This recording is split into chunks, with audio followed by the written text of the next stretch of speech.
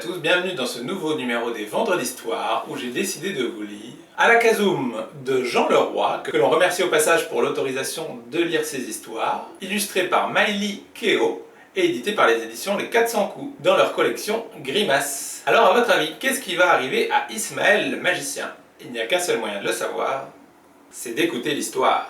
Ismaël est très fier.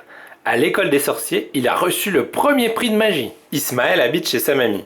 Sur la route de la Chaumière, il lui arrive parfois de faire de mauvaises rencontres. Mais aujourd'hui, Ismaël se dit « Si jamais le sanglier casse-pied m'attend près des mûriers, il va voir ce qu'il va voir. » Mais une fois arrivé près des mûriers, pas de sanglier. Le petit sorcier se régale de quelques fruits. Puis il reprend son chemin en se disant « Si jamais le serpent agaçant m'attend au bord de l'étang, il va voir ce qu'il va voir. » Mais une fois arrivé au bord de l'étang, pas de serpent agaçant. Ismaël fait quelques ricochets. 3. Puis il reprend son chemin en se disant « Si jamais le loup horripilant m'attend dans la forêt, il va voir ce qu'il va voir. » Mais une fois arrivé dans la forêt, pas de loup horripilant. Le petit sorcier cueille quelques fleurs, puis il reprend son chemin, et il arrive bientôt devant la chaumière de sa mamie. « C'est bizarre, se dit Ismaël. La porte est entr'ouverte. Et il est encore un peu tôt pour que mamie soit déjà revenue de sa réunion vieux grimoire. » Le petit sorcier décide d'entrer pour mener son enquête. Là, quelqu'un a utilisé mon fauteuil à bascule. Et ici, quelqu'un a croqué dans ma citrouille.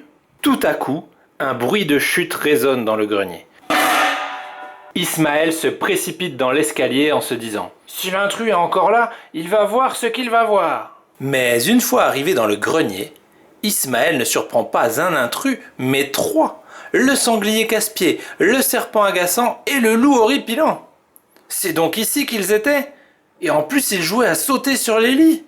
Ismaël n'est pas content.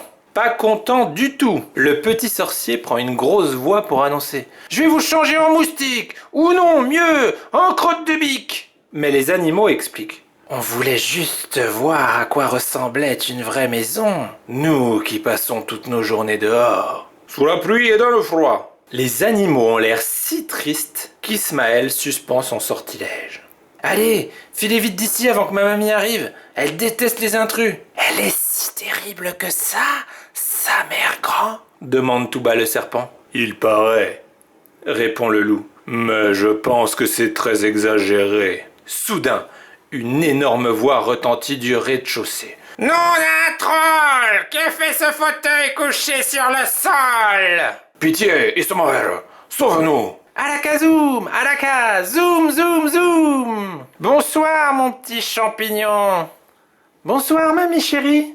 Tu allais déjà te coucher? Tu es malade ?»« Non, non, ne t'inquiète pas. J'étais juste en train de jouer avec mes nouveaux doudous. »« Ah, c'est bien. Tu viens m'aider à préparer la soupe maintenant ?»« Oui, mamie. Tu dois être affamée. J'ai vu que tu avais déjà croqué dans ta citrouille. »« Vous pensez qu'on va rester longtemps comme ça? » Aucune idée, mais je commence à avoir besoin de me gratter le nez.